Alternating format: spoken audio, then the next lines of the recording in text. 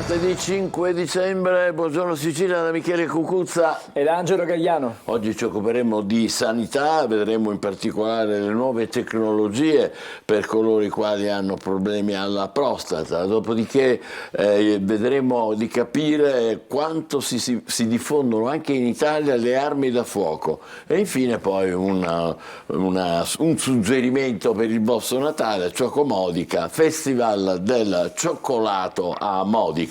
Ma prima di tutto l'attualità di stamane: la Guardia di Finanza ha sequestrato 45 kg di cocaina a Catania.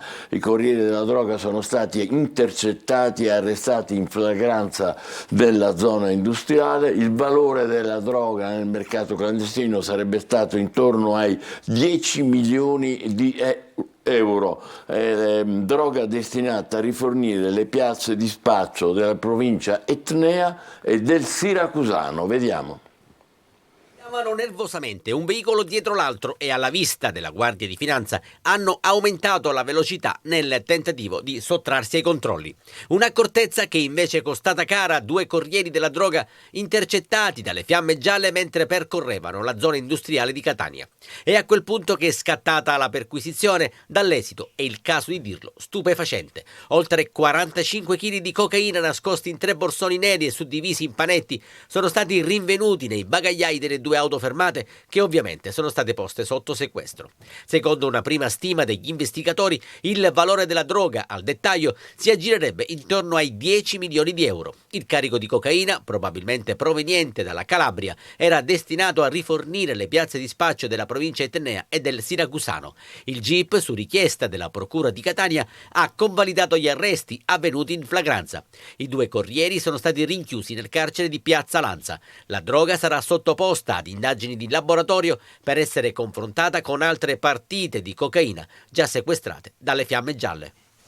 Adesso la stangata dei cieli, si cerca di fronteggiare il caro voli, già online da ieri il portale della regione per ottenere il contributo sul prezzo dei biglietti aerei per i residenti nell'isola, ma a quanto risulta, insomma, in ogni caso i prezzi schizzano alle stelle. Vediamo. Un modo annunciato per combattere il caro voli, soprattutto con l'approssimarsi delle vacanze natalizie. È online la piattaforma della Regione Sicilia alla quale i residenti dell'isola possono accedere per ottenere il rimborso del 25% del costo dei biglietti aerei verso gli aeroporti della penisola. Per i residenti con una disabilità dal 67% in su, studenti o residenti con un ISEE inferiore a 9.360 euro, è previsto un ulteriore sconto del 25%. È possibile ottenere l'erogazione del contributo sino al 30 gennaio del 2025 accreditandosi ed inserendo i dati e gli allegati sul portale web. A presentare l'istanza di rimborso i viaggiatori già in possesso di biglietto acquistato dal 10 novembre per i voli dal 1 dicembre di quest'anno al 31 dicembre del 2024. La richiesta di contributo può essere richiesta tramite la piattaforma entro 30 giorni dalla data del volo. Insomma, una prima risposta, anche se da molti giudicata ancora non sufficiente, per contrastare il caro voli. L'intervento della Regione Sicilia con lo sconto sui biglietti riguarda solo i residenti, ma per i siciliani che hanno stabilito la residenza altrove per motivi di lavoro e vogliono tornare dalla famiglia d'origine, i prezzi dei biglietti sono ripresi a salire, con alcune tratte che hanno già superato la soglia dei 500 euro a passeggero in classe economica. A monitorare l'andamento dei prezzi è stata Assoutenti, che ha parlato di un vero e proprio salasso per le famiglie che dovranno viaggiare per le festività di fine anno. Partendo il 23 dicembre e tornando domenica 7 gennaio a qualsiasi orario, ci si trova a dover spendere fino a 521 euro tra andata e ritorno partendo da Bologna e atterrando a Palermo, oppure 465 euro per Catania, prezzi oltre i 400 euro anche da Torino, Pisa, Verona e Genova. Da Milano si può arrivare a spendere fino a 706 euro a seconda dell'orario della compagnia per scelta. E adesso parliamo di mutui e dell'aiuto che la Regione darà alle persone che sono in difficoltà. Infatti è stato firmato un decreto che consente l'arrivo del bando che si chiama IRFIS, con una dotazione di 50 milioni per aiutare 20.000 famiglie a pagare le rate del mutuo sulla prima casa che hanno difficoltà appunto a pagare. Vediamo come. C'è la firma sul decreto. In arrivo dalla regione siciliana c'è il bando per il contrasto al caro mutui. L'assessore regionale all'economia Marco Falcone ha firmato il provvedimento che mette nero su bianco budget e finalità della misura. L'idea di fondo è quella di garantire un aiuto a quelle famiglie a basso reddito che non riescono a far fronte agli aumenti dei mutui. La regione mette sul piatto un budget pari a 50 milioni di euro che dovrà servire ad aiutare una platea di 20.000 famiglie. A gestire il bando e l'erogazione degli aiuti sarà l'IRFIS, la società finanziaria in house della regione siciliana per il medio credito con sede a Palermo. Il bando, secondo le volontà del governo, dovrebbe essere pubblicato entro il prossimo 20 dicembre. Secondo l'impianto normativo potranno accedere agli aiuti le famiglie con un reddito annuale entro i 50.000 euro e che possano dimostrare di aver subito un aumento delle rate del loro mutuo per acquisto prima casa pari o superiore al 3% nell'ultimo anno. Intanto si è registrato il 10° rialzo consecutivo dei tassi di interesse da parte della Banca Centrale Europea e questo ha effetti diretti sull'economia, i mercati e i cittadini europei. La strategia di Francoforte, sebbene miri a controllare l'inflazione, ha impatti significativi sui mutui, ma anche in diversi altri settori. E adesso vediamo con Arturo Gagliano la rassegna stampa dei quotidiani siciliani. Cominciamo, Michele, dalla prima pagina della Sicilia di Catania. Eccola qui, in primo piano la vicenda legata proprio a Confindustria, ritorno al passato, Catania azzerata per il caso Pizzo, e poi andremo a vedere approfondimenti ovviamente nelle pagine interne. Il processo montante, scatta la prescrizione anche per Schifani, il Partito Democratico attacca, rinunci, chiaramente riferimento alla prescrizione. Voli scontati è una lotteria, la stangata di fine anno, attivo il portale della regione, ma sui siti delle compagnie i prezzi per le festività sono ancora alle stelle. E poi fotonotizia, la vediamo insieme si può. Qualità della vita, città siciliana in coda, Ragusa resta la migliore, rimbalzo di Enna che scala 10 posizioni, abbiamo fatto rete, questa è la soluzione. Poi ancora, sempre sulla prima pagina, Forestali, il concorso disegnato su misura, revocato degli atti e c'è stata la revoca degli atti e quindi tutto da rifare. Poi le alleanze, Salvini, parliamo di politica nazionale, attacca la Metsola, vuole ancora inciuci con i socialisti, e sulla sanità fa rima con prossimità, Enna battezza l'asse, Crisafulli Speranza, ma è una vicenda chiaramente legata proprio alla città di Enna. Il carrello della spesa calmierato è in scadenza, ma la proroga non è ancora certa. 31 dicembre scade, sapete, il carrello tricolore, le misure anti-inflazione, vedremo se effettivamente verrà rinnovata questa iniziativa. Pagine interne, vedete qui, Confindustria, tornano le ombre del passato, Di Martino lascia dopo il caso Pizzo a Natale, dimissioni effetto del blitz doppio petto, il procuratore generale Zuccaro, alcuni imprenditori scelgono ancora la via di mezzo, queste le sue parole. Poi la fortuna bacia Schifani, prescrizione di venerdì 17 al processo montante, e poi ancora il conflitto di interesse fra il dirigente e il figlio candidato. Parliamo di Concorsopoli alla Forestale, dopo la relazione il presidente della regione è pronto alla revoca. Restiamo ancora sulle pagine interne della Sicilia per parlare di caro voli, via gli sconti contro il rincaro dei prezzi dei biglietti aerei, passeggeri nella giungla dei prezzi, la piattaforma attiva il portale della regione, ma sui siti delle compagnie i prezzi vanno alle stelle, e quindi davvero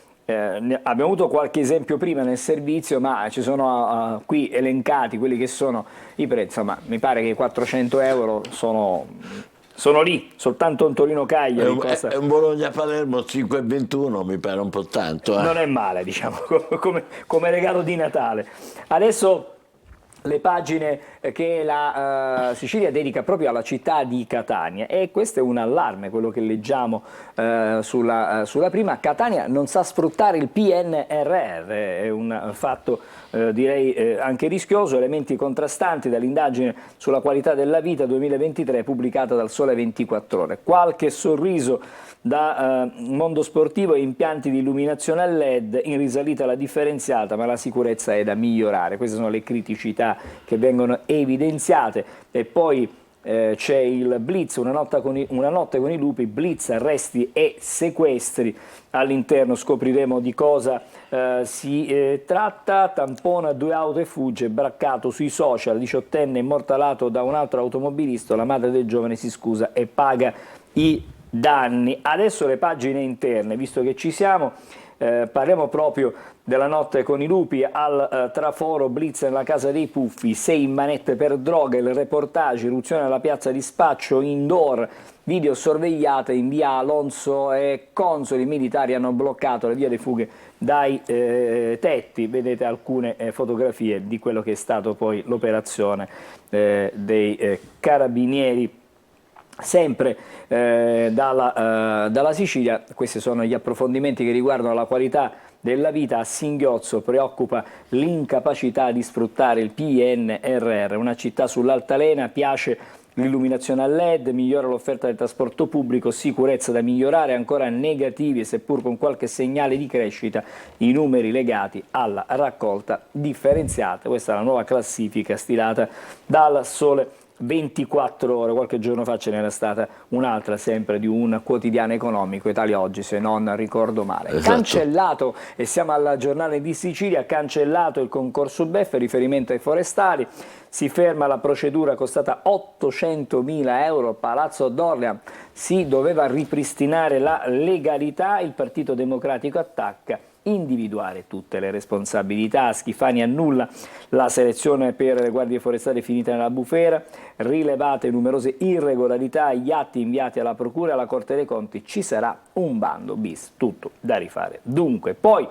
la finanziaria, la strada in salita, un vertice con il Presidente, ci riferiamo all'incontro con i capigruppo, mentre sulla manovra già pesano 5.000 emendamenti, il nodo dei contributi dopo la riunione primi sì in commissione, il processo montante, leggiamo prescrizione notificata al governatore e ad altri 7, il 18 dicembre la scelta accettare o proseguire fino alla sentenza. E poi per il commercio, saldi al via il 5 gennaio, negozianti in crisi, considerato che la stagione invernale non è mai di fatto partita. Ancora per Laura Bonafede anche l'accusa di mafia, chiuse le indagini. E ancora, vedete, anche qui fotonotizia, voli, operativo il sito per avere rimborsi, il bonus della regione contro il caro prezzi. Da ieri mattina si possono presentare le istanze, arriverà un bonifico, ecco come fare. Non ancora modificate invece le piattaforme delle compagnie che hanno aderito per uno sconto diretto sui biglietti. Dal Giornale di Sicilia adesso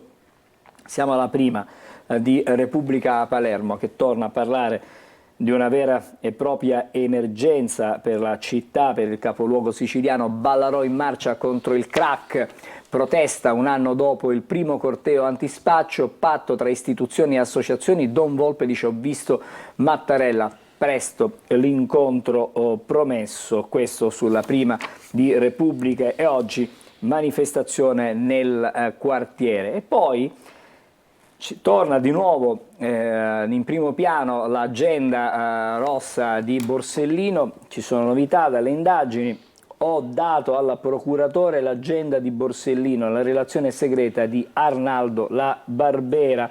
E ancora i super rincari per i voli di Natale, bruciato lo sconto regionale e sui rimborsi è un rebus. Il caso, ne abbiamo già parlato, legato ai forestali, stop al concorso scandalo, regione, prova scritta da ripetere. I temi sono sempre quelli. A Catania invece il presidente di Confindustria si dimette, pagava il pizzo, così scrive Repubblica Palermo. Allora andiamo all'interno per l'emergenza proprio legata al crack. Eccola qui, Ballarò, la rabbia torna in strada contro il crack e la guerra continua. Un anno dopo la manifestazione nella piazza di Spaccio, una nuova marcia partirà oggi da casa professa. Don Volpe, ho visto il presidente Mattarella e mi ha ribadito che l'incontro promesso si farà presto, quindi il presidente Mattarella ha assicurato un suo in qualche modo intervento. Privati e istituzioni al lavoro fianco a fianco per l'albergheria,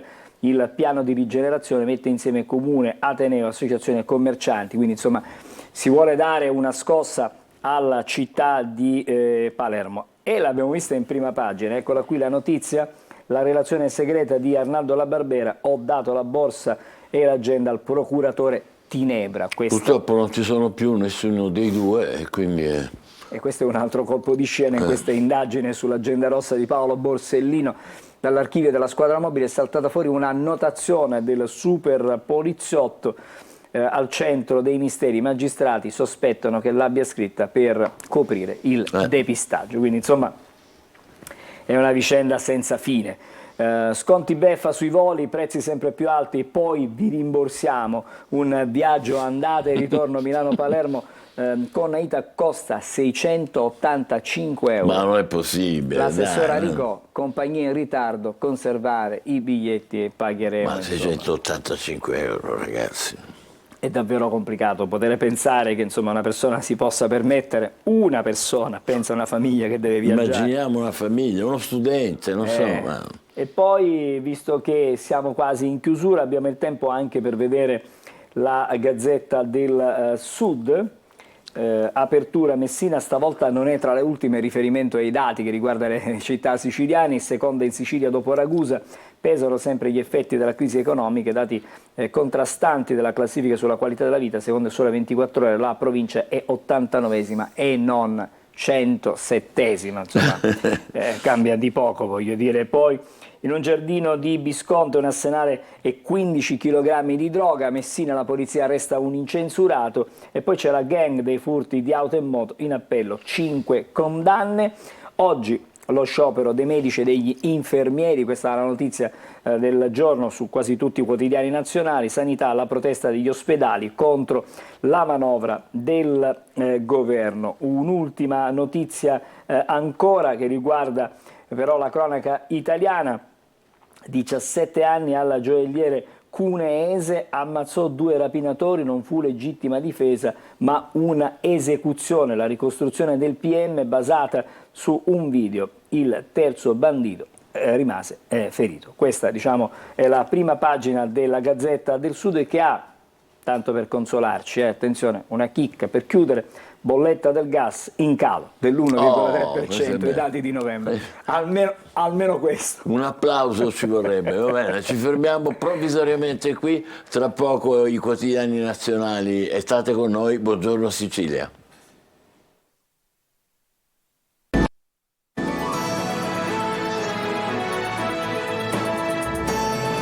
Buongiorno Sicilia, proseguiamo la lettura dei quotidiani con Angelo e vediamo quelli nazionali. Sì, cominciamo stamattina con Repubblica, ripartiamo in qualche modo dove ci siamo fermati con le pagine regionali, lo sciopero in difesa della sanità.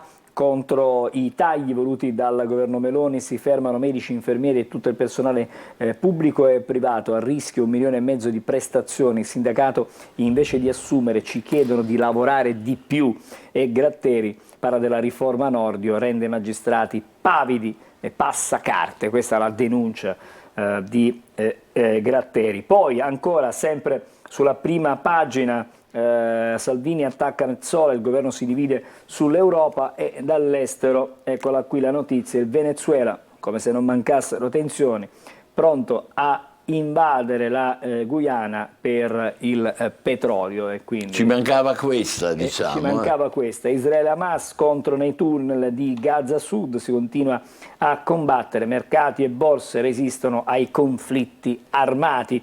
E poi 2 notizie, intanto una fotonotizia, Regeni a processo gli 007 egiziani, la madre è una bella giornata, è il caso invece che anima le vicende tutte italiane. Il generale Vannacci spunta un'inchiesta sugli anni in Russia, adesso è partito un provvedimento disciplinare, ma approfondiamo alcune notizie, ad esempio la vicenda tra la Lega, Salvini e la Metsola, vuole l'inciucio bis, dice Salvini in Unione Europea e il governo si spacca, all'indomani della kermesse di Firenze leghista da Bruxelles prende di mira la dirigente del Partito Popolare Europeo, Fitto la incontra, esempio per il futuro, lo stop di Tajani alla Lega. L'opposto, gli ha detto un esempio per il futuro. Mai alleati con AfD e Le Pen che sono praticamente gli estremisti praticamente. Ricordiamoci che a giugno si vota per le europee, tutto infatti. questo si spiega meglio. Infatti. Allora, poi a proposito di quello che dicevamo della vicenda sanità, paghe basse e corsie vuote, come nasce la protesta? Siamo sempre su Repubblica, tra le richieste della categoria nuove assunzioni, detassazione di una parte dello stipendio, depenalizzazione dell'atto medico, noi dimenticati dopo le pacche sulle spalle dell'era Covid. Insomma, i medici in qualche modo si sentono abbandonati, e la stessa vicenda, lo stesso tema viene trattato anche dal Messaggero, sciopero dei medici, a rischio 1,5 milioni di interventi e di visite in piazza contro la manovra, colpisce chi va in pensione, 24 ore di astensione, è prevista un'adesione del 50%, oggi sarà una giornata davvero difficile e complicata su questo fronte. Lasciamo Repubblica almeno per il momento, adesso il Corriere della Sera, prima pagina, Salvini, tensioni nella maggioranza, il vice premier attacca la Metsola, niente inciuci con la sinistra, Forza Italia replica no ai sovranisti. Insomma, all'interno della maggioranza c'è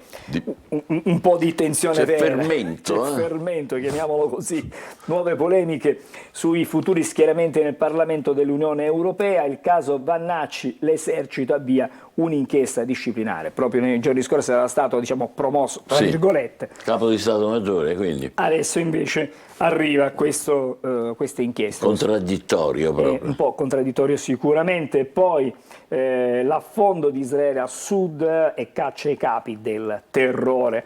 Altre notizie sulla prima pagina, troviamo Regeni, 007 egiziani a processo per omicidio, e poi il caso, così scrive e pubblica il Corriere, uccise 2 ladri, 17 anni al gioielliere, potevo morire io, questo è quello che scrive. Folla, emozioni, oggi a Padova i funerali della povera Giulia, funerali che andranno trasmessi anche in diretta, si parla come se fossero dei funerali di Stato. Qualcuno stamattina sui giornali, sui quotidiani nazionali parla proprio di questo tema, l'addio a Giulia. Vedete sempre il Corriere, un addio da funerale di Stato, scrive il Corriere della Sera, attesi in 10.000, cerimonia a Padova, poi la salma a Saonara vicino alla madre, Mattarella contro i femminicidi, un cambiamento culturale, ribadisce ancora il Presidente della Repubblica. Giulia, il giorno del lutto, stavolta siamo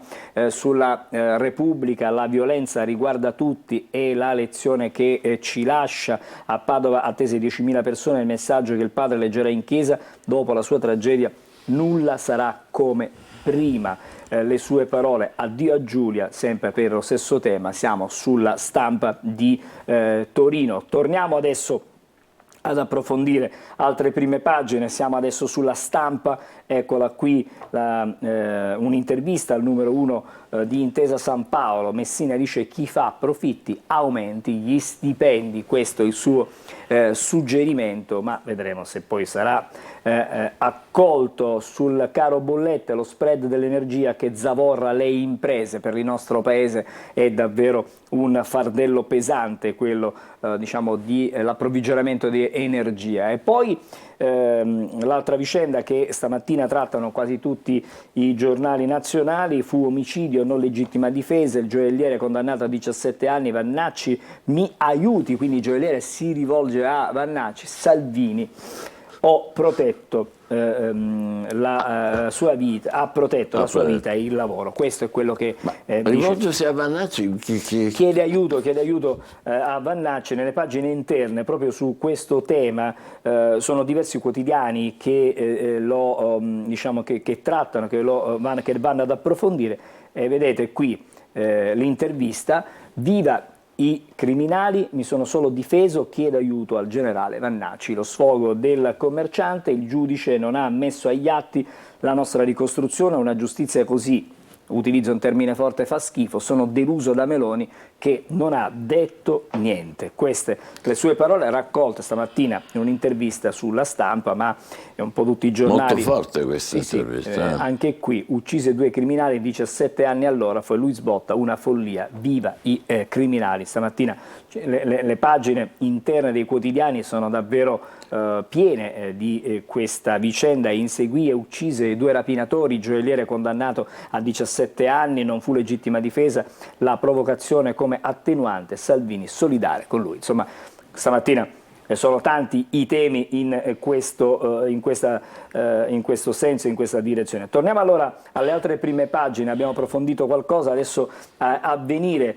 Camici in sciopero, oltre a denunciare il taglio della pensione per la categoria, diciamo, invoca anche un piano di assunzioni, governo al lavoro su una revisione in extremis della manovra al capitolo previdenza. Questo è il tema lanciato da Avvenire. E poi si parla anche, ci sono un po' di tensioni anche in Turchia, e comunque alcune frasi di Erdogan hanno irritato i capi di Stato, alcuni capi di Stato occidentali, soprattutto statunitensi. Erdogan silenzia gli influencer, allo studio il controllo dei post. C'è una stretta in Turchia. E poi si parla anche del caso Regeni, dopo 8 anni a processo gli 007 egiziani.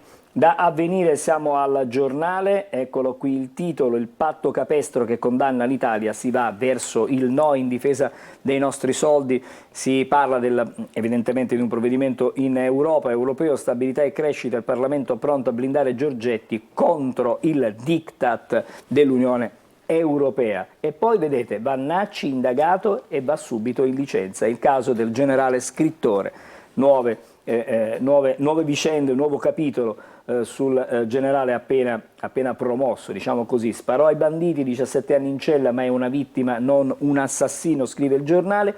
Israele mette il nostro paese nelle zone a rischio, pericolo antisemitismo. Questo è la prima pagina del Giornale. Adesso la prima pagina del Fatto Quotidiano. Torna su Lollobrigida, Ferrovie dello Stato insabbia il caso Lollo, niente inchiesta interna, la D del favore al ministro rischiava grosso e quindi è saltata praticamente l'inchiesta. Questo scrive stamattina il Fatto Quotidiano. Andiamo a leggere anche l'Unità. Non saranno certo i nipotini delle camicie nere a fermare le camicie verdi. Questo è quello che scrive stamattina l'Unità. E poi la Croce Rossa a Gaza, sofferenza intollerabile. C'è una foto tremenda. Una foto davvero terribile, quella pubblicata dall'Unità. Adesso vediamo la prima di Libero. Giustizia è fatta, rapinato e condannato. La sentenza, 17 anni di carcere al gioielliere di Grinzane e Cavour, che uccise 2 ladri. Salvini piena solidarietà, non se lo merita. L'ex terrorista Battisti intanto può chiedere un permesso premio, tanto per rafforzare quello che è la visione ovviamente stamattina di Libero. Il generale, il libro, la Russia, inchiesta su Vannacci, quindi in poche righe condensato quella che è la situazione. E leggiamo ancora il funerale di Giulia, un'occasione per aprire gli occhi su Libero, da Libero al Manifesto, foto notizia in prima pagina, la carne è debole, questo è il titolo scelto dal Manifesto, nuove frontiere del populismo, il divieto alla carne coltivata, il primo esempio di legge che si autodistrugge, il governo ci fa propaganda, ma si è impegnato a cambiarla e la Commissione europea già avverte che dovrà farlo. Insomma, comunque la foto è bella, serve da spunto per il titolo, ma è una bella foto. E poi ancora, vedete, il petroliere a tutto gas fa retromarcia, questo è l'altro argomento. Sono stato frainteso, il presidente della COP22 cerca di riparare alla figuraccia, insomma, dichiarazioni fatte dal padrone di casa, fra le altre cose, e quindi vedremo un po' che cosa succede. Siamo in tempo per vedere anche la prima pagina del Tempo, così chiudiamo. La piazza dei miracoli al fianco della comunità ebraica, il PD si accoda a Salvini e partecipa al corteo contro l'antisemitismo, dietro front della sinistra che finora aveva partecipato solo a eventi pro Palestina. Per la manifestazione di oggi appello di Liliana Segre, presente anche Calenda. Queste insomma le notizie del Tempo, che poi si vede il sindaco di Roma, guarda. Si vede il sindaco, Monsignor Fisichella con Gualtieri, benedice i cantieri del Giubileo, però C'è una piccola Cioè, frasettina. più che benedicantieri dovremmo fare santi romani per la pazienza che hanno. Direi che ci fermiamo Eloquente qui. questa, Eloquente davvero. Ci questa fermiamo qui frase stamattina. di Osho. Va bene, ci fermiamo qui provvisoriamente, state con noi, buongiorno Sicilia, tra poco parleremo di diversi argomenti e avremo altri ospiti, state con noi, buongiorno Sicilia. Un saluto e ben ritrovati da Sofia Inglese di Trevi Meteo. Ci attende un martedì con tempo instabile sulle regioni centro-meridionali con fenomeni diffusi localmente a carattere temporalesco. Sulle regioni settentrionali residua instabilità al mattino ma con tendenza a miglioramento si farà infatti strada anche qualche timida schiarita. Sulla Sicilia tempo a tratti instabile con fenomeni sparsi localmente a carattere temporalesco specialmente sul Messinese. La ventilazione a tratti sostenuta dai quadranti meridionali, temperature infatti in lieve ripresa con valori massimi intorno ai 16-17 gradi. Nel corso della giornata di mercoledì residua instabilità, condizioni infatti di marcata variabilità. Ci attende una giornata di alternanza tra sole e nubi con qualche residuo fenomeno sparso, la ventilazione ancora a tratti sostenuta con mari localmente mossi e in particolar modo al largo. Temperature massime in lieve calo di qualche grado con valori che si aggireranno intorno ai 15-16 gradi. Dettagli maggiori sull'app di Trebi Meteo. Abbiamo tagliato le verdure e le abbiamo messe qua.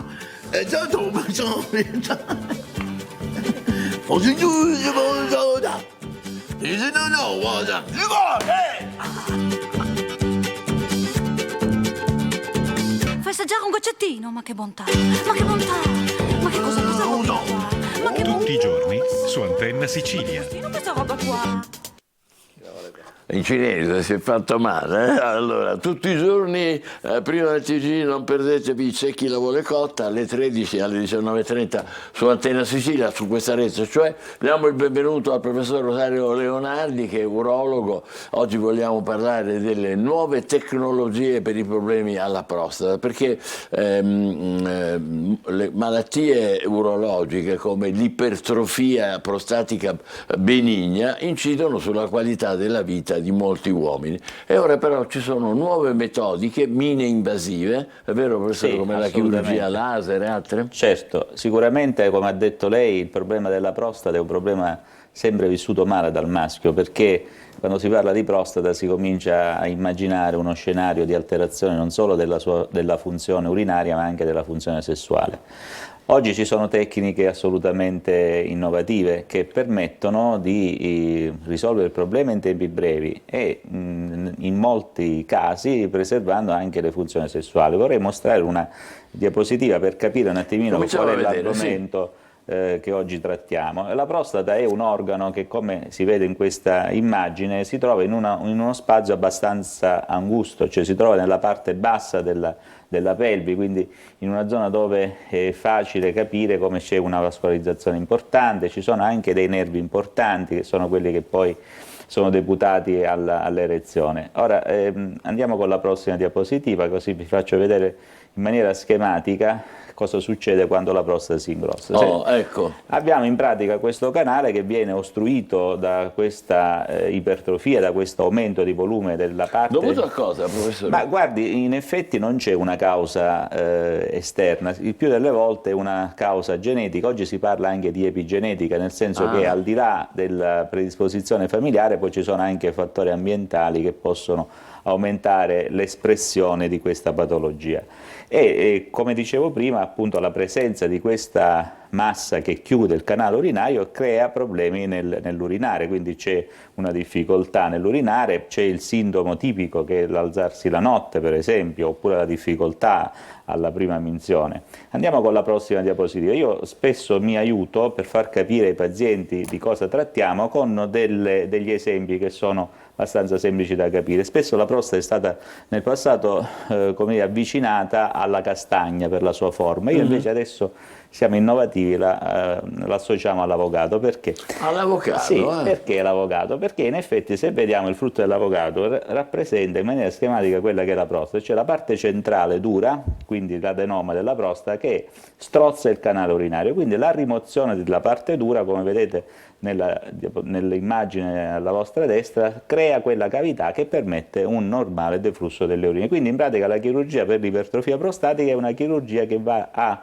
eliminare la parte centrale della ghiandola. Quindi essere una chirurgia altamente specializzata e con tecnologie avanzatissime. Sì, assolutamente. Si fa una asportazione millimetrica.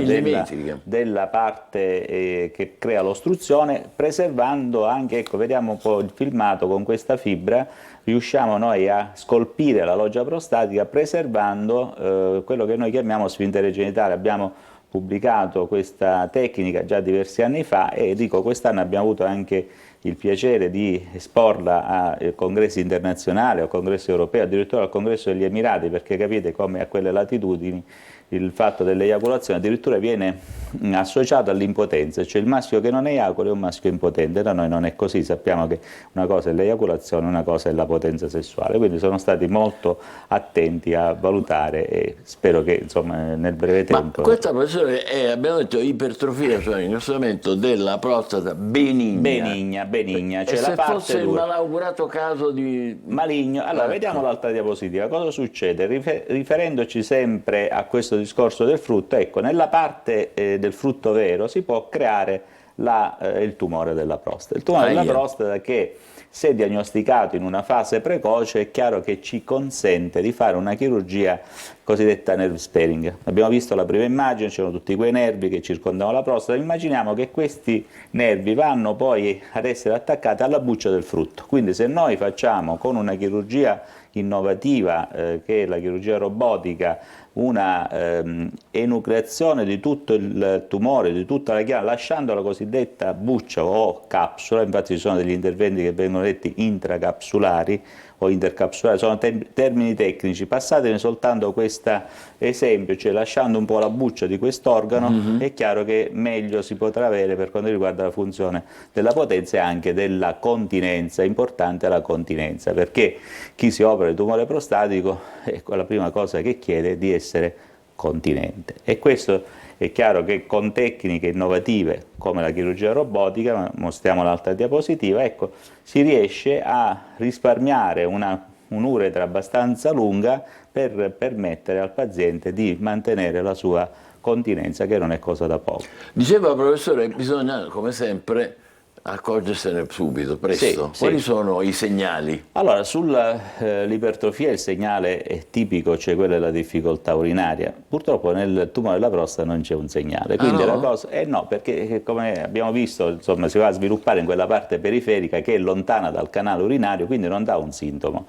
E allora la cosa che dovremmo fare come maschietti è il controllo annuale dall'urologo, cioè andare a farsi controllare, fare degli esami di laboratorio e andare a seguire eventualmente uno screening per avere una diagnosi precoce. Che tipo di controlli si fanno? Ma intanto un esame banale, anche se chiaramente non è molto affidabile, è il PSA. Il PSA almeno una volta all'anno, superati il famoso 50 PSA, sì, molto discusso, molto dibattuto, ma comunque è sempre qualcosa che ci mette nelle condizioni di avere un campanellino d'allarme, che deve essere fatto nel maschio dopo i 50 anni, ma se c'è una familiarità, e lo ribadisco, a partire dai 45 anni, perché la familiarità è importante. Ci sono famiglie in cui il padre, i figli hanno tutti il tumore della prostata, perché l'incidenza supera il 50% rispetto alla popolazione normale. Quindi è importante, ecco dove la genetica sempre gioca un ruolo fondamentale. Importante questo. Stava dicendo, professore, quindi come si procede poi? Allora, il discorso è questo: una volta che noi abbiamo avuto un dubbio della presenza di un tumore, oggi abbiamo a disposizione, oltre all'ecografia, che purtroppo ha perso un pochettino la sua importanza, la risonanza magnetica multiparametrica. Che cos'è? È praticamente un esame che ci fa capire se può esserci una lesione focale, perché fino al passato recente cosa si faceva? Biopsie a tappeto. Oggi si cerca di ridurre il numero delle biopsie. In che modo? Sapendo che se la risonanza magnetica mi dà una positività, è possibile che ci sia una malattia clinicamente significativa. E in quel caso la cosa migliore da fare è una biopsia mirata sulla zona che la risonanza magnetica mi suggerisce, e quindi fare una biopsia in in fusione d'immagine. Che significa? Significa praticamente fondere l'immagine ecografica con l'immagine della risonanza magnetica e mediante un sistema computerizzato, si parla di piattaforma Fusion, andare a fare prelievi proprio nella zona dove la risonanza ci dice che c'è il dubbio. Non sono invasivi questi? Meno invasivi rispetto al passato, perché certo, perché chiaramente se noi non sappiamo dove andare a fare un prelievo è come se vado a chiedere com'è, diciamo, il tempo in Italia, faccio dei sondaggi nei vari capoluoghi di provincia. Se viceversa so che a Catania c'è un possibile diciamo, nubifragio, faccio le mie rilevazioni soltanto su Catania, quindi uno su quindi 15, c'è un miglioramento da questo assolutamente, la ripresa è più rapida, inoltre la detention rate, cioè la possibilità di avere una positività, quindi un riscontro alla presenza di tumore sicuramente più alto. A quel punto come si procede, professore? A quel punto in pratica si va a vedere il tipo di tumore. Ci sono dei tumori che possono rispettare la cosiddetta sorveglianza attiva, cioè dei tumori che probabilmente rimarranno latenti, sono i tumori a basso grado, ci sono tumori invece che necessitano di essere operati. E ripeto, la chirurgia robotica oggi sicuramente è la tecnica più all'avanguardia per poter attuare un intervento che ci garantisca maggiori risultati sulla continenza e anche sulla potenza sessuale. E noi siamo attrezzati in Sicilia? Assolutamente sì, siamo attrezzati, ben attrezzati direi. Ben attrezzati. E possiamo assolutamente attuare questi interventi nella nostra Sicilia, anzi dovremmo cercare di diffondere questa cultura che la Sicilia, insomma, è una terra che anche da un punto di vista medico non ha nulla da invidiare alle altre regioni, e quindi evitiamo che l'aeroporto di Catania rappresenti la terapia per tante patologie, anche per il tumore. Ma l'importante è che lo dica lei, professore. Proprio oggi c'è lo sciopero, come lei saprà, di 24 ore di tutti voi medici, e abbiamo letto con la rassegna stampa con Angelo Galliano, le richieste sono miglioramenti salariali, no ai tagli delle pensioni, nuove assunzioni. Questo sicuramente è un problema importante, perché se vogliamo una medicina che risponda alle esigenze dei pazienti, deve essere una medicina all'avanguardia, dove le risorse umane non sono secondarie, dove chiaramente il medico deve essere sereno di svolgere la sua professione al meglio, non deve essere stressato da turni eccessivi, e deve essere sollevato da pretese inesistenti di malpractice, perché poi praticamente c'è anche questo fenomeno che purtroppo assilla molto la classe medica, e quindi dobbiamo, diciamo, riacquistare quel rapporto sereno di alleanza medico-paziente che porta sicuramente ai risultati migliori. È quello che noi ci auguriamo naturalmente. Vedremo oggi come andrà questa mobilitazione di voi medici. Intanto noi, a prescindere da quella, la ringraziamo molto, professore, per averci chiarito tutta una serie di cose che ci terrorizzano, diciamoci la verità, noi uomini, noi maschi, e invece adesso alcune cose le abbiamo capite e anche ridimensionate. Qualche piccola rassicurazione, sia pure piccola, abbiamo. Comunque abbiamo capito molte cose. Grazie al professor Leonardi. Grazie a voi e alla prossima. Grazie. Bene, ci fermiamo provvisoriamente, tra poco un altro ospite. State con noi, buongiorno Sicilia.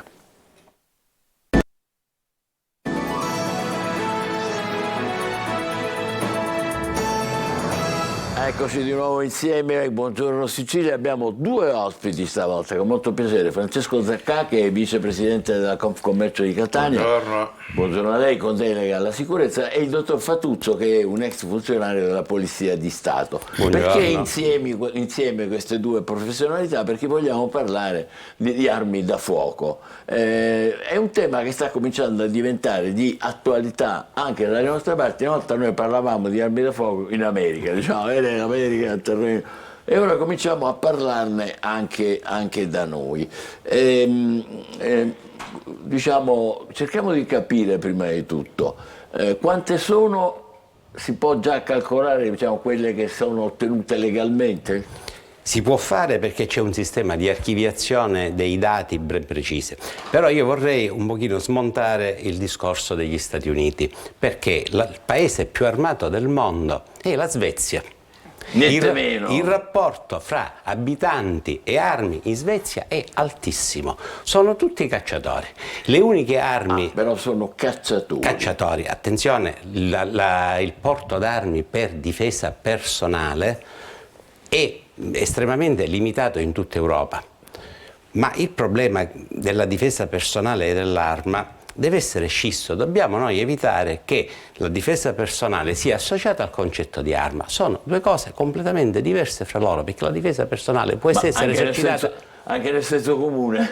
Sì, ma ecco, nel senso comune, però il principio della difesa personale è antichissimo, nasce già nel diritto romano la famosa formula vim vi depellere licet, cioè alla forza si oppone la forza. Però questo era riservato alla difesa personale soltanto ai notabili, non certo agli schiavi. Il problema, il rapporto dialettico fra difesa personale giusta e ingiusta si pone con il principio porgi l'altra guancia. A quel punto cosa bisogna fare? Porgere l'altra guancia o non porgerla? Fino a che punto ci si può difendere dallo schiaffo? Lì nasce il problema storico. Io la sto semplificando al massimo. Sì, tra l'altro questa discussione che non si risolverà mai, perché lei molto saggiamente ce la pone, arriva il giorno in cui, come sapete, a Cuneo c'è questa sentenza che ha fatto molto discutere di questo gioielliere, vero? Che è stato condannato a 17 anni per eccesso, forse probabilmente non è stata riconosciuta la legittima difesa, gli hanno dato 17 anni, mentre lui dice ma io mi sono difeso da dei rapinatori. Comunque cade dentro proprio come a fagiolo, come si suole dire. Allora, prima di tutto parliamo di cose concrete. Chi e come può ottenere legalmente le armi? Vuoi rispondere tu? Allora, le armi legalmente, dando le forze di polizia, chiaramente, perché ovvio. Chiunque abbia una tessera, allora fino a ieri di ufficiale, ora col nuovo decreto esteso anche a tutte le forze di polizia, quindi dall'agente in su, possono comprare e detenere un'arma comune da sparo.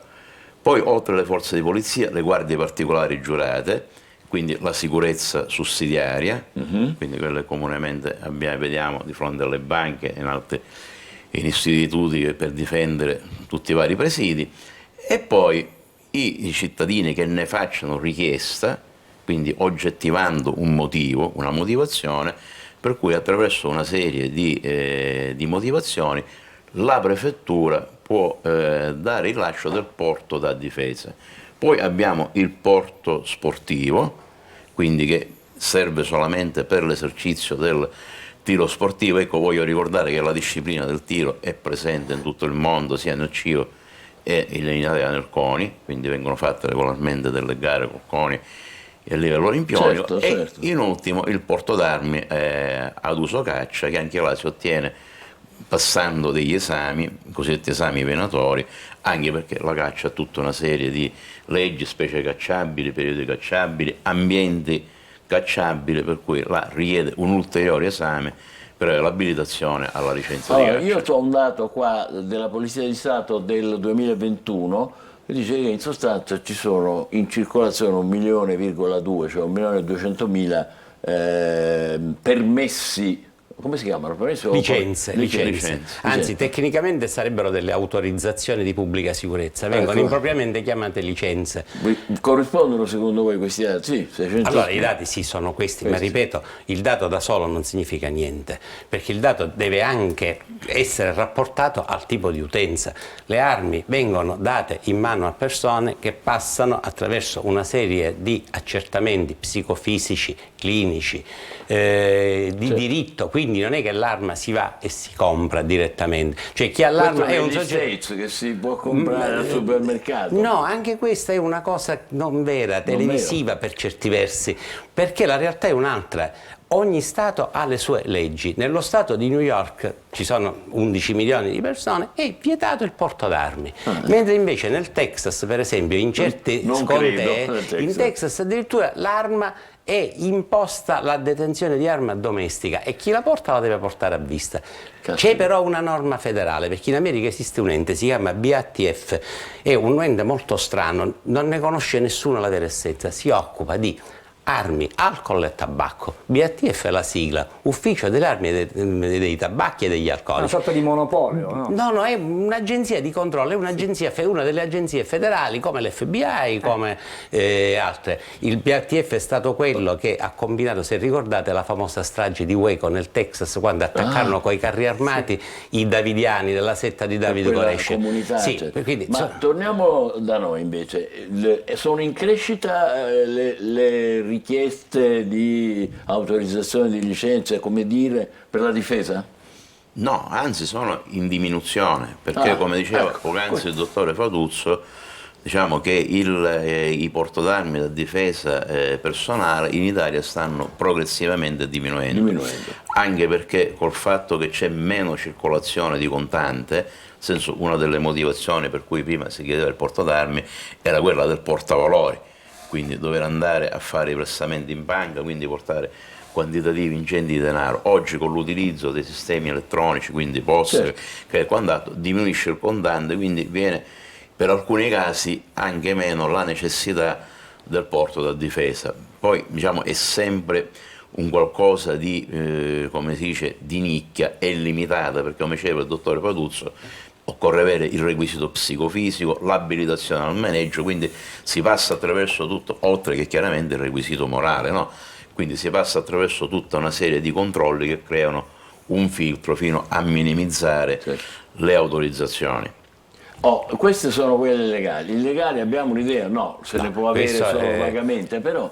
Per le armi illegali, ma il problema è antico. Già dopo il conflitto in Bosnia, stiamo parlando degli anni 90, dai Balcani attraverso la strada che portava al contrabbando delle sigarette e alla macellazione clandestina, non dimentichiamolo, arrivavano delle armi dalla penisola balcanica, anche a Catania. Io ricordo nella mia attività peritale osservai del materiale assolutamente sconosciuto. C'era una ditta, la famosa Agram, produceva delle pistole mitragliatrici molto ben fatte, ma quando arrivarono la prima volta non sapevamo cosa fossero. Arrivarono delle cartucce calibro 9 con dei segni stampigliati sul fondello che non riuscivamo a capire da quali arsenali o fabbriche potessero uscire.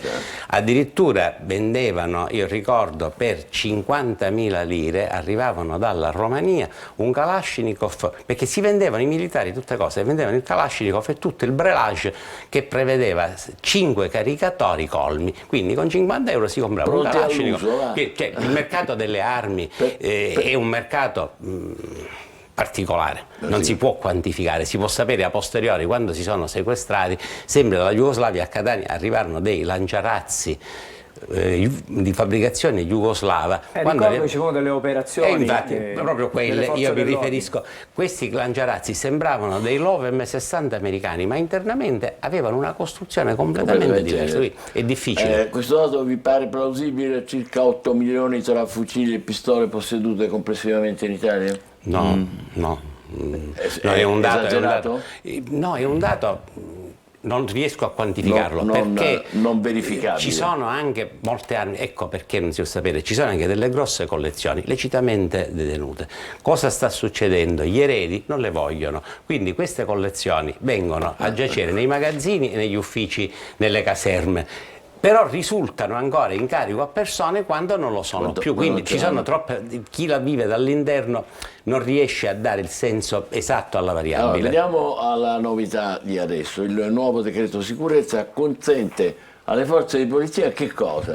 Di poter acquistare l'arma propria, nel senso le forze di polizia hanno tutte in dotazione l'arma cosiddetta d'ordinanza, quindi che gliele dà che lo dà lo Stato. Che è la beretta in calibro 9x19.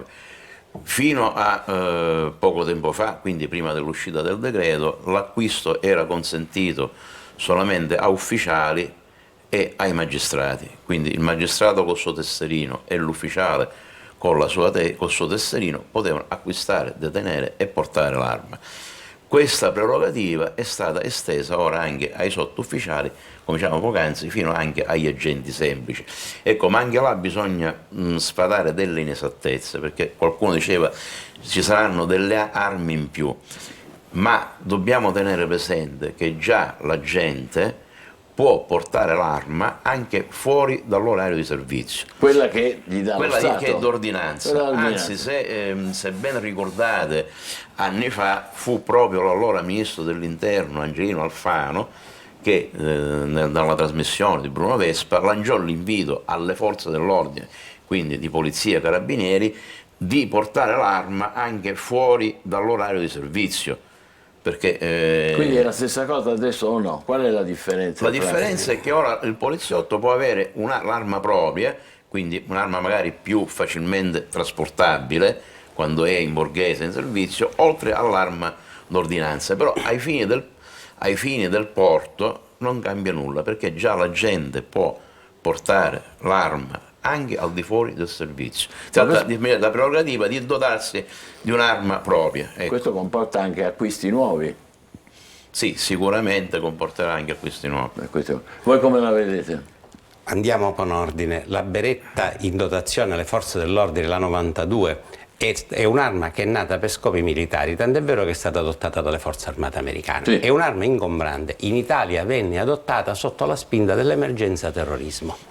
E quindi da allora è rimasta in dotazione. Chi non ha portato per 12 ore al giorno una 92 appresso non sa che cosa significa il fastidio che sta dà. Perché attenzione, parliamo anche di questo. Attenzione, perché le polizie locali dopo il servizio posano l'arma. La polizia di Stato per regolamento, come i carabinieri e la finanza, devono girare armate anche fuori il servizio. E allora si è fatto questo tipo di ragionamento.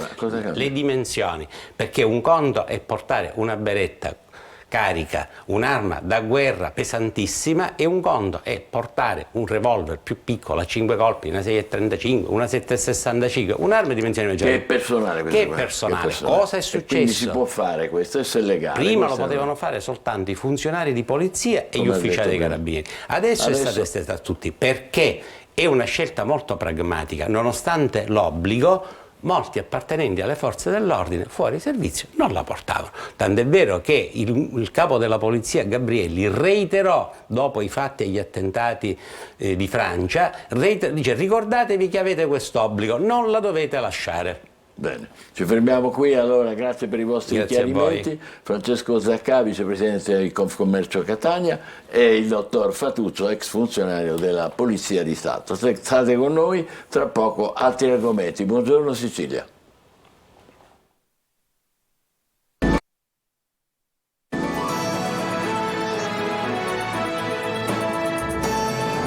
Buongiorno Sicilia, adesso parliamo di cose più dolci, cambiamo argomento.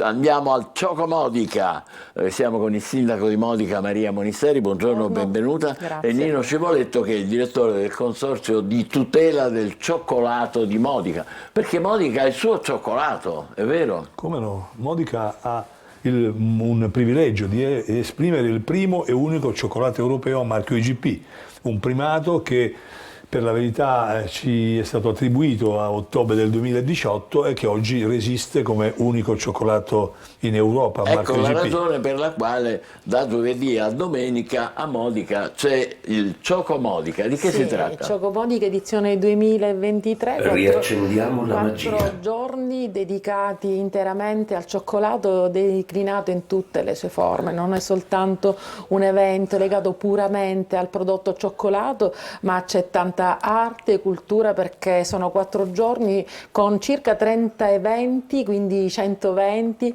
suddivisi in 10 cluster principali, perché abbiamo Cioco Art, Cioco Movie, Cioco Fumetti, Cioco Talk, tutto all'insegna del cioccolato, che sempre di più fa binomio con la città di Modica. Bellissimo, allora da non perdere assolutamente, noi che facciamo il buon weekend qua, che lo diciamo da martedì, non perdiamo tempo, perché comincia giovedì e finisce domenica sera, e ci sono dimostrazioni anche di come si preparano i dolci, è vero? Certamente sì, c'è un grande laboratorio nel quale i maestri cioccolatieri prepareranno il cioccolato di Modica in diretta in modo tale che da poterlo fare degustare tutti i giorni e gratuitamente ai migliaia di visitatori che verranno in questo mega laboratorio, quindi non solo cioccolato ma anche tutti i prodotti lievitati e gelati che hanno il cioccolato di Modica IGP come ingrediente principale. Paradiso dei bambini soprattutto, ma non sì, solo. Non soltanto dei bambini ma anche degli adulti, comunque ci saranno anche momenti di approfondimento di quelli che sono le proprietà nutriceutiche del cioccolato. I bambini lo sanno, i bambini lo sanno, no, questo no, ma tanti momenti dedicati ai bambini perché distribuiremo cioccolato, al contempo insieme a me accenderanno le luci del grande albero di Natale che è stato installato nella piazza Matteotti, che è la piazza nel cuore del centro storico. Ma avete, allora lei poco fa ce li ha detti tutti di corsa, ma avete uno spazio che si chiama Chocomobook che è dedicato alla letteratura, bellissimo. Cioè, chi ce ne presentiamo 11 libri. 11 libri. Di questi 11 libri ben 4 sono dedicati al cioccolato e sono tutti libri scritti da professori accademici delle università di Piacenza, di Perugia, di Roma e dello IULM di Milano, cioè il cacao e il cioccolato viene, come dire, sviscerato al più alto livello, insomma sono tutti libri di nuova presentazione. Ciocofumetti, questo già interessa i più giovani. Sì, sono dei laboratori che si svolgeranno presso la biblioteca comunale che è dedicata a Salvatore Quasimodo, per cui ci sono dei laboratori dedicati ai bambini. Sì. E anche cinema avete? Sì, anche come cinema, Ciocofilm o Ciac, perché abbiamo 2 momenti diversi e questi si svolgeranno presso l'Auditorium Floridia, che è un auditorium che si trova nel cuore della città, quindi saranno sempre spazi aperti al pubblico, per cui 12 ore su 24 ci sarà l'accesso nei vari siti dedicati appunto ad eventi. Tutto questo a Modica, per chi si fosse messo in contatto con noi, stiamo parlando di Modica, ma è vero che ci sono anche artisti che usano il cioccolato, fanno cioccolato. Sì, cioccolato, ogni anno nella sostanza artisti di diverse categorie, cioè dire artigiani del barocco, professionisti scultori e giovani delle scuole d'arte. 3 di questi vengono selezionati e quest'anno ci ritorneranno, partendo dai blocchi di cioccolato puro, ci regaleranno 3 stemmi. Quest'anno abbiamo scelto gli stemmi e quindi lo stemma della città di Modica, quello della Guardia di Finanza che quest'anno è la forza di polizia presente all'evento, e quello della famiglia dei principi Grimaldi. Ecco, quindi non solo questo, ma anche l'idea che i bambini possano in laboratorio di cui parlava il sindaco scrivere, lavorare, utilizzare il cioccolato come elemento per decorare i loro fumetti è una cosa anche questa. Sì, davvero, perché non è soltanto, come dire, cibarsene che i bambini impazziscono, però è anche imparare a utilizzarlo anche in modo nuovo. Ma abbiamo scelto un grande maestro per farlo, perché verrà Sansone, per intenderci. Ciocofumetti verrà diretto da Sansone, che è uno dei film più importanti di Walt Disney. Cioè, vuol dire, direttore, stiamo facendo insomma le cose in grande. Anche laboratori con Tommaso Foglia, che per l'occasione proporrà una nuova ricetta dove c'è cioccolato modicano e poi pistacchio di Raffadali e l'arancia di Ribera. Ecco, al di fuori adesso del Cioco Modica, che da giovedì a domenica, ricordo agli ascoltatori, il cioccolato di Modica va in giro dappertutto, no? Sì, va in giro sempre di più dappertutto, sono sempre più le milioni di tavolette di cioccolato tipiche nel formato da 100 grammi, che è quello che caratterizza proprio il cioccolato modicano, perché una volta il legame della città era quello come una città tardo-barocca, una città con tanta storia, 700 anni di contea. Adesso sempre più fa binomio con cioccolato, per cui prendiamo i visitatori per la gola e poi venendo a Modica scopriranno molto di più, che è anche una città d'arte. Un'ultima curiosità da ignorante, ma il cioccolato che fa? Pende sugli alberi? Come esce? No, direttore, la storia è questa. Il cacao, come lei è noto, cresce solo nei paesi centroamericani, giusto? In alcune aree del Nord Africa. Qui arrivano le fave di cacao. Le fave di cacao vengono spremute, dalle quali si trae il liquor di cacao.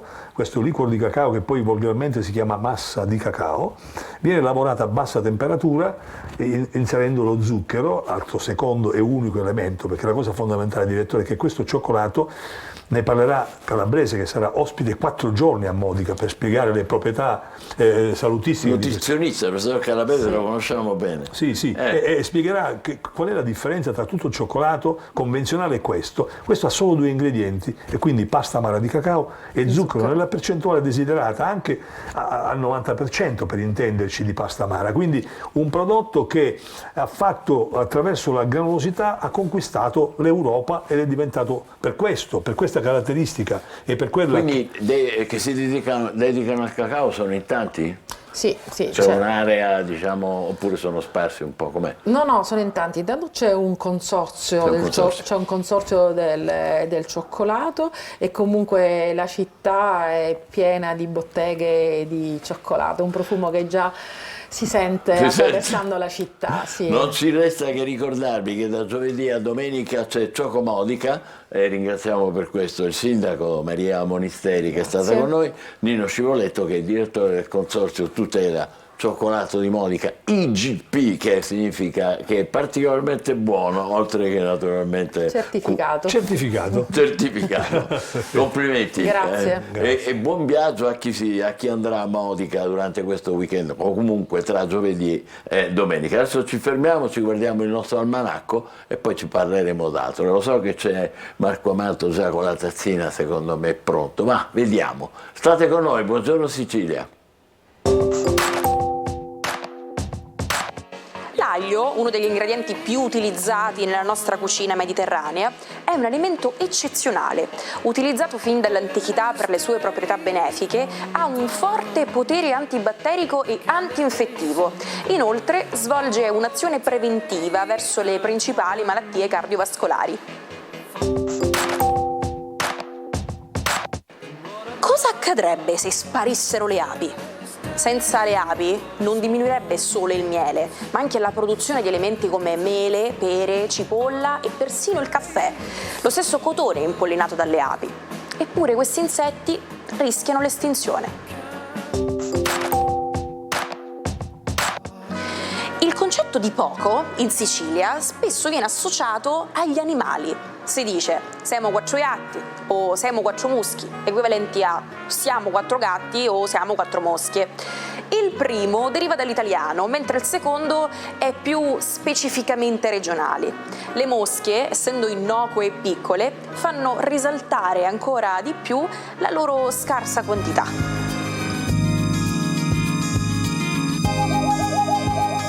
È il momento delle stelle, cosa ci dicono le stelle per i prossimi giorni, ma anche il gossip. È vero, Mario Amato? Ciao, buongiorno. Buongiorno Sicilia. Buongiorno Sicilia, ma che bella tazzina. Oggi è floreale, è primaverile, che cosa? Però c'è anche... Sì, è un po' un tripudio di colori e di forme floreali, in cui trionfano 2 ghepardi.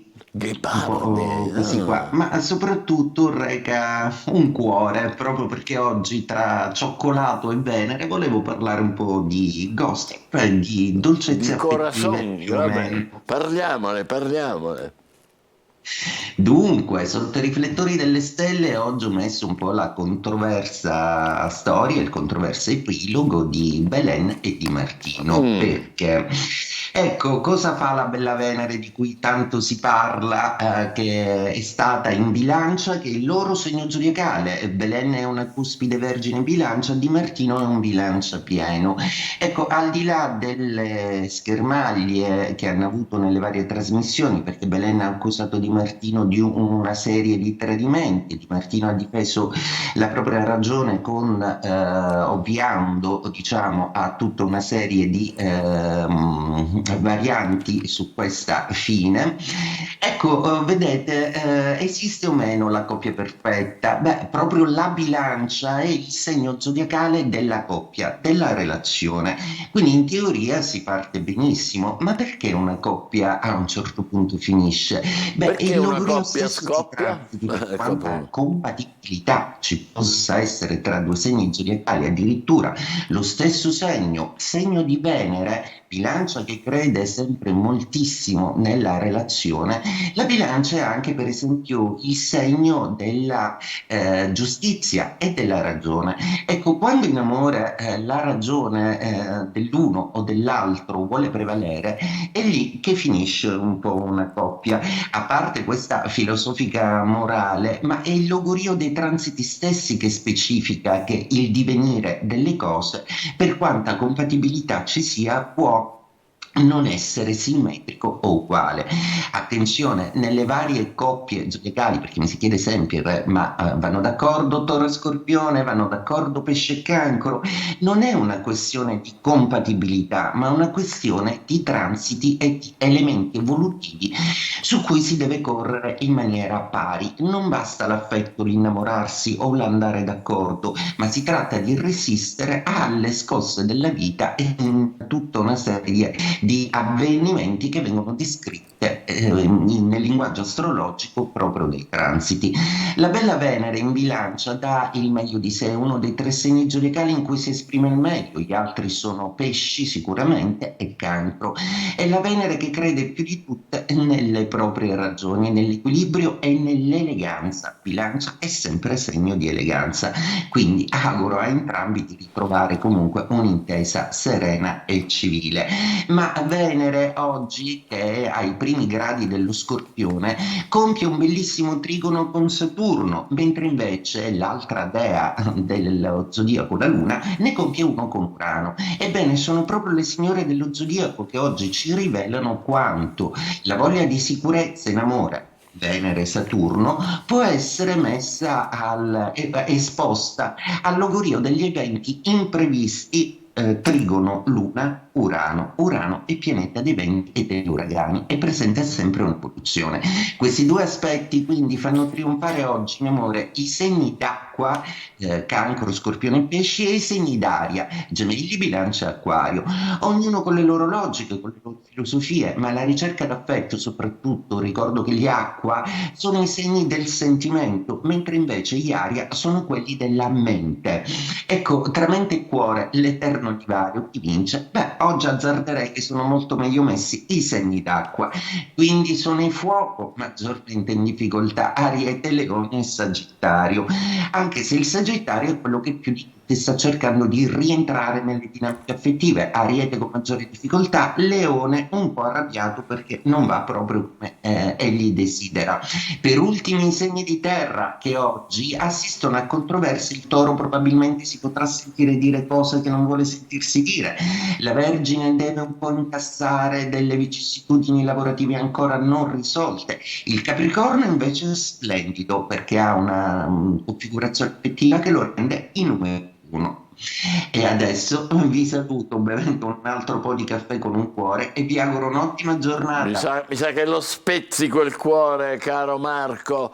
Buona giornata anche a te, grazie anche per stare allo scherzo. Angelo, abbiamo ancora una notizia? Vorremmo celebrare la Vespa stamattina, la Vespa nel club del miliardo, il valore del marchio cresce del 19%, sfonda i 9 zeri, sinonimo di distintività, design, lifestyle e divertimento. Gucci e Ferrari, i brand diciamo più prestigiosi, la due ruote di Pontedera ha sfondato anche al cinema, simbolo ovviamente della dolce vita. Come no? 5 dicembre del 1484 inizia ufficialmente la caccia alle streghe. Papa Innocenzo VIII ordina di torturare e uccidere le donne. Questa era la caccia alle streghe, era distruggere le donne, accusandole di essere di stregoneria, soprattutto in Germania, ma un po' in tutta l'Europa. Ecco la caccia alle streghe. Comincia da lì i guai che poi da noi si chiamano femminicidi.